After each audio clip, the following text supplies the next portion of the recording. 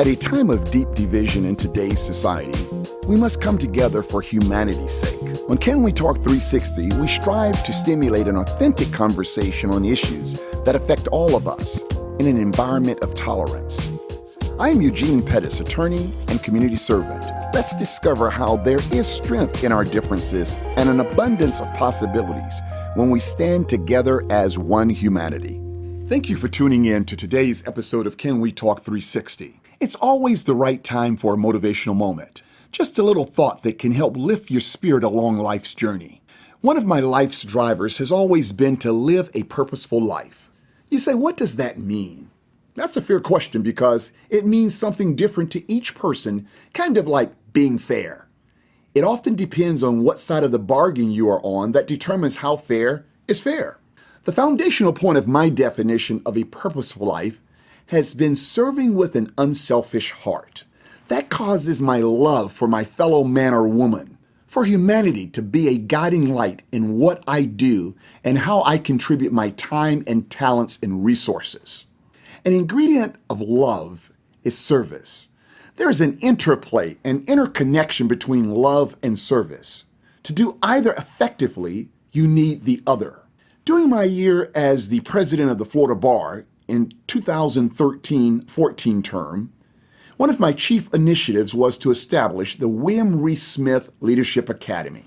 My intent was to enhance the skill set of a diverse group of young lawyers who had shown interest in leadership with all the requisite training to be an effective servant leader. We are now in Class VIII, having graduated over 300 fellows from the Academy. My thought was to help select individuals to develop certain skills and confidence necessary to obtain a seat at the table of opportunity, to become agents of change and engagement. On October 24th, 2020, I had the pleasure of addressing Class VII during their virtual graduation, an obvious consequence of the pandemic. I encourage you to take a listen to some of the key takeaways that I delivered to them that day about their unique opportunity, and I would say obligation, to seize their place at the table of opportunity, carrying forth an unselfish heart as their guiding light. I hope you enjoy. Renee, let me introduce you before you get started. Anthony, I appreciate the kind words, but folks, I'll tell you truly, as you all step out on developing your leadership path, one of the things you'll find that, I think you'll be blessed with great ideas and opportunities.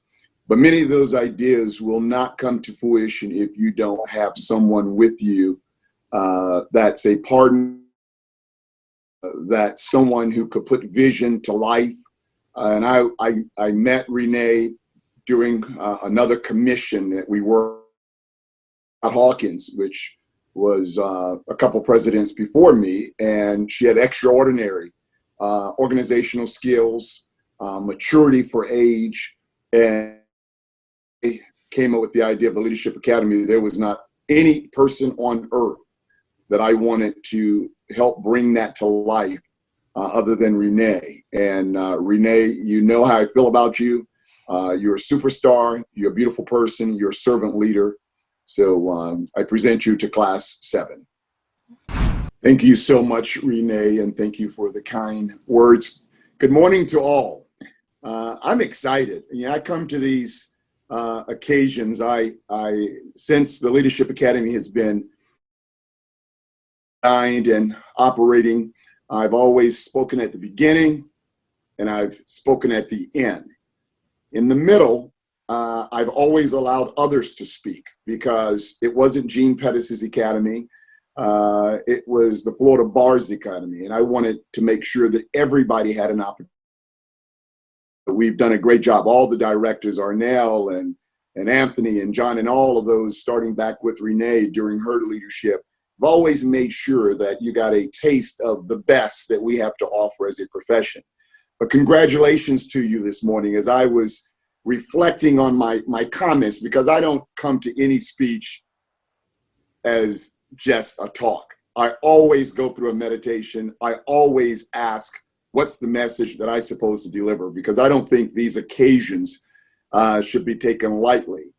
And one of the things that kept resonating in my heart is going back to really why I created the Leadership Academy. After doing what Gary Lesser is doing, I went up and down the Florida bar, met with so many people, looked at so many organizations. I felt there was something missing.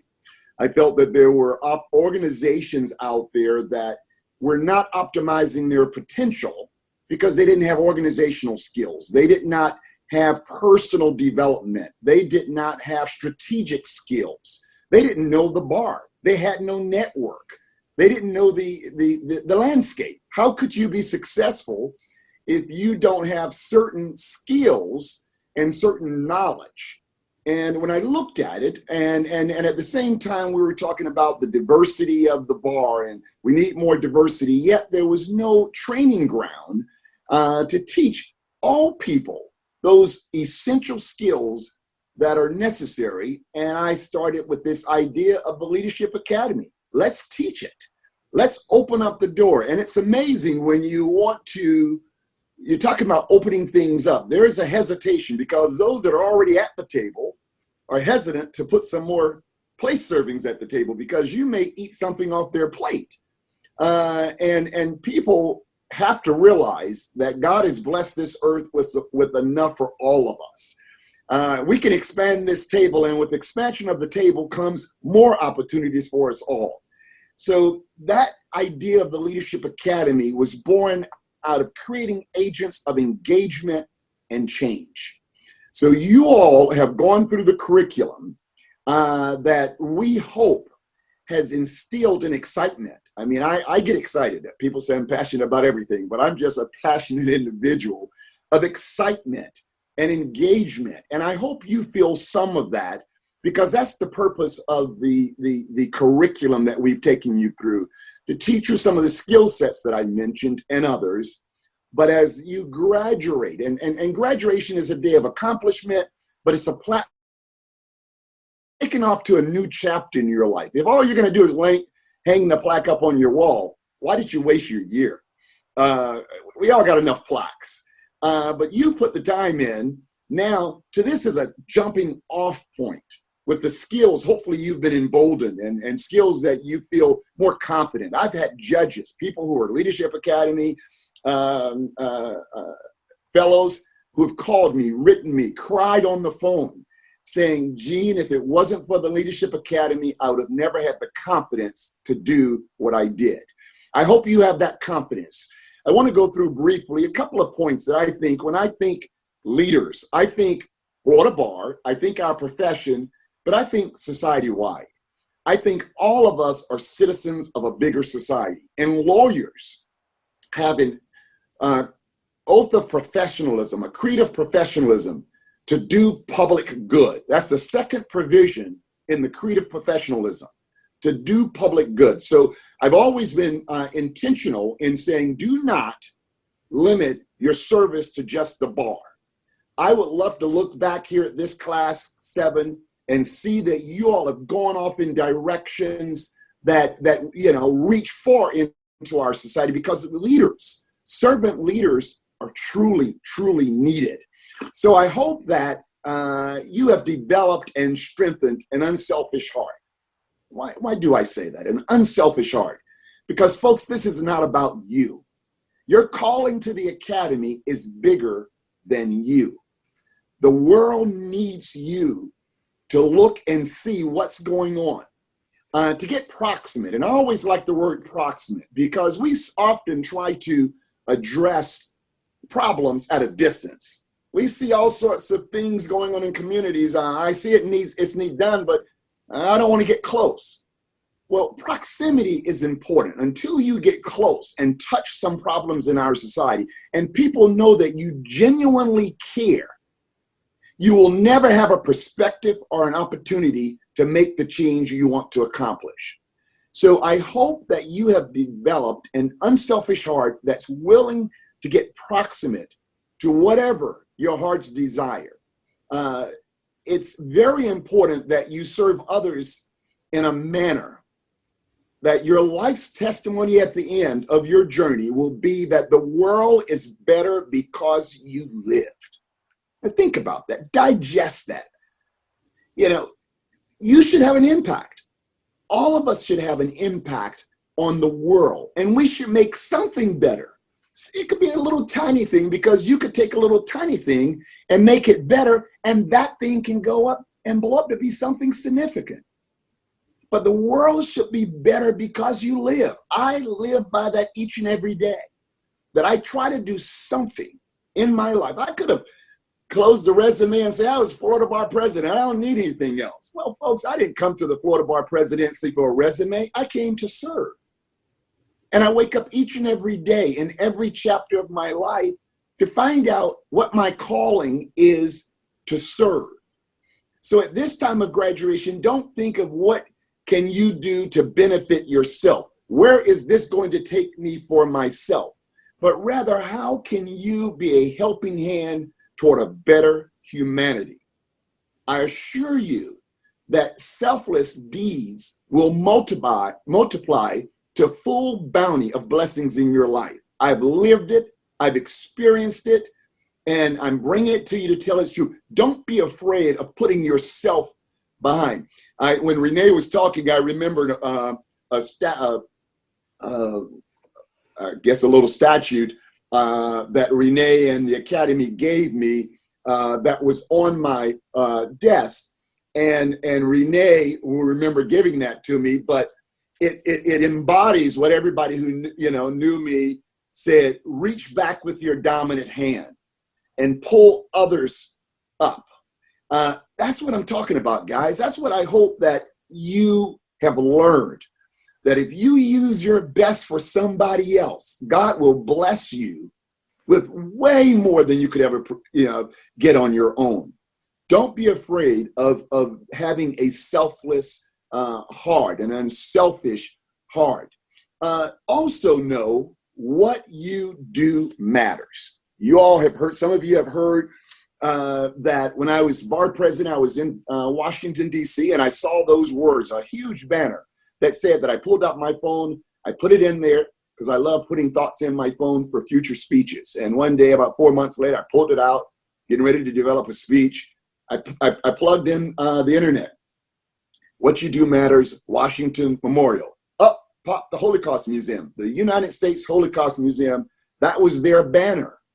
And it's the story that during all of those dark years in societal's history, if only some people would have spoken up, we could have possibly avoided one of the great atrocities of humanity in the Holocaust. Well, on a much smaller scale, what you do matters. Your voice matters. Never doubt the power of one, because the power of one brings another. And there's exponential growth of power and change. So know what you do matters. Every single one of us was placed on this earth for some divine purpose. There's a purpose for your life on this earth. If you don't know it, meditate on it. I just walked 5 miles down the beach thinking about you guys, thinking about some of the things I wanted to share with you. I take that time in the crazy life that I have to quiet my heart, quiet my mind, to hear my inner voice of what is my call for today? What's my call for this year? Where do I go? Sometimes you have to get to that place and get to a divine place to find that purpose. And the only question is whether during our journey in life, do we find that meaningful purpose? We can all find it, but do we pause long enough and with the intentionality that's necessary to find it? Listen to others, study as Renee indicated, meditate so that you maintain some clarity of thought, pray, observe, whatever your regimen is. You have to get within for there to be some meaningful stuff coming out. And spend that time as you move forward. The future, guys, belong to you all. I have completed year 35. I never thought I would say that. I had my life when I was 25, starting the practice of law. I was doing some financial planning, and they said, how long are you going to work? I said 50 years, because 50 years was old as hell at that time. I said 50 years, I'll work to 50 years of life.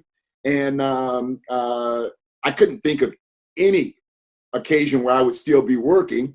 Little did I know 50 was really young, and now I'm 60, and I think that's really young. So I'll be at it a lot longer. But it's time that you all recognize the future belongs to you all. But remember, society is not on autopilot. It runs off the rails if there are not ambassadors of peace and love, of oneness and sacrifice, that's willing to light the path through their deeds that others could follow. We need leaders. We need leaders in this society. And the Leadership Academy is a training ground for those that are willing to step out, not just within the profession of law, but within community organizations that are screaming for analytical minds, screaming for people with passion, screaming for those that can be the light to take those organizations forward. There is so much out there that's needed. I pray that you find that spot that's your track on this earth, and you feel that fulfilledness. You feel that, and it's a fulfilledness when you feel like, hey, I'm in sync. My life is in sync. My voice is in sync. It feels good. And it doesn't, you don't have to be 60 years old to get it, but you have to reflect, meditate, and be intentional to get yourself in the groove. And it'll be amazing how smooth your life will go toward your goals when you're on the right track or set out for your purpose on this life. So know that each of you, the future belongs to you, and it requires you to get engaged. I also leave you with a couple other thoughts, and that's empathy. Empathy is a foundational principle of being a human being. If you walk this street and you walk this earth and you don't see the smallest of us, and if your heart doesn't go out to want to lift that person up off that sidewalk, if you don't see that little kid who's struggling, if you don't see these families, and today, folks, more than ever, there are people hurting in our society, and it ain't gonna get better anytime soon. We're headed towards some really tough times. Sometimes you don't need money to lift a person's spirit. Sometimes you need someone to just look you and give them some message of hope, some message that you see them. I do it all day, every day. And it's the most rewarding things. That's a leader. A leader doesn't have to be, as Renee said, the president of the organization. Leadership skills, lifting people up, getting people to follow in a positive direction. Those are things that we should be doing every day. We all have that platform. Be empathetic towards others. That's the leader. That's a servant leader. Don't be a selfish leader. It ain't about you. We don't need more of that in this world. We got enough of that from top to bottom. We need some people that care, truly feel inside for others. And we talk about a moral compass. We've heard that, a moral compass. Well, that word broken down suggests morality. You need to have some morality. You know it's right. You know it's fair. Be willing to make those the rules of the day. What's right? What's fair? What's equitable? Our society is still grappling with that. We're still dealing with things because people are not willing to make it fair. We are hoarders. We want the opportunities for us, and hell with everybody else. That's not morality. It's not moral conscience. Be leaders that are willing to take that moral compass, break it down, and bring some morality into the world through your deeds, through your message, through the work that you do. And the compass part is you don't need a compass if you're going to stand still. Compasses are for direction. Compasses for moving out. Graduation, move forward. Have a moral compass that takes you forward in your life in a direction that's meaningful and purposeful and empathetic toward the life of others. And I leave you folks with my simple prayer for each of you is that from the curriculum that you've had here in the Leadership Academy, and everything that you've been taught, the conversations shared, the friendships that have been built that you will go forward with for the rest of your life, and the reflection that you've had, that it has ignited a fire that will burn in your soul for the rest of your life.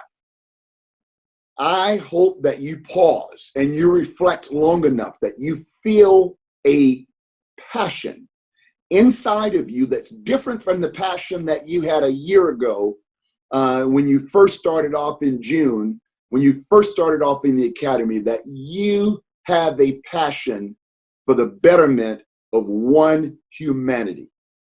We must be leaders that don't get caught up in the politic of today, the red states, the blue states, the Democrats, the Republicans. That is the death of us. We have to be leaders that recognize the best of who we are is when we stand as one. That's the leadership that the Academy is built on. That's who I hope you become. And I'll leave you with, I saw a shirt somewhere. I was on the internet, and it just caught my attention. And it had a very simple message. In a world where you can be anything, be kind. It's that simple, folks. There's a million things that you will be and a million things that you can be. But amongst that, be kind. And if you do that, there is nothing that will make me prouder. Nothing that will make me more thankful that I answered the calling for my purpose in 13 to 14 to start the Leadership Academy. And I think that it will be mutually rewarding to you because you will have lived a purposeful and a fulfilled life. I thank you for your willingness to step up and come into the Academy. I hope that we have fulfilled all your expectations and beyond. I thank the leadership and Anthony and John and Arnell and others who have made it happen. And at this time, it is indeed my pleasure to introduce the person that your class has selected to be your spokesperson, Gant, the one and only, a woman who certainly embodies passion, focus, determination. Ironically, before I was given the assignment of introducing Ashley, I just had lunch with Ashley. I reached out to her. She's the president of the T.J. Reddick Bar Association here in Broward County. I was the president in many moons. I don't even know if she was born when I was the president, but it's been many moons ago. But Ashley is a dynamite young lady, the type of leader. She's growing into the type of leader that I'm speaking to you all about. I'm excited to hear from her. I should note she's also a Gator, which is even a recognized honor. But with that, Ashley, I turn the floor over to you, and congratulations to each of you for graduating today. I love you all. I'm here. If there's anything I can do, everybody knows how to get in contact with me. Call me, text me, and I'll do everything I can to be one of the people that help lift you to greater heights. Thank you very much. The Leadership Academy has been extremely successful. Just this past election season, we had 2 fellows from the Academy, Harold Pryor and Monique Worrell, to be elected as their county's state attorney in Broward and Orange County, Florida. We have 12 fellows sitting as judges across the state, and of the 52 members of the Board of Governors of the Florida Bar, 5 are fellows of the Academy. There's a positive cascading effect when an individual uses his or her opportunity to do good to lift others. It keeps paying forward for generations to come. That's what a purposeful life means. Simply, that the world should be better because you live. The law firm of Halitzer, Pedersen Schwam is a proud sponsor of the Can We Talk 360 podcast. Our firm handles medical malpractice, wrongful death, catastrophic personal injury litigation, and workers' compensation matters. We pride ourselves in being advocates for justice on behalf of those who have been seriously injured. For decades, we've taken the lead in making your case our priority. It's who we are. It's who we'll always be. Halitzer, Pedersen Schwam. Serious injuries, proven results. Thank you for listening to today's episode of Can We Talk 360. I sincerely hope that you were inspired to seize this moment in time and take real action towards change. Remember, all change begins with a conversation. Be sure to tune in every month for more fascinating discussions and motivational food for the soul. Please share with your friends, family, and colleagues. Follow me on Facebook, Instagram, and YouTube at Can We Talk 360, and visit us on the web at www.canwetalk360.com.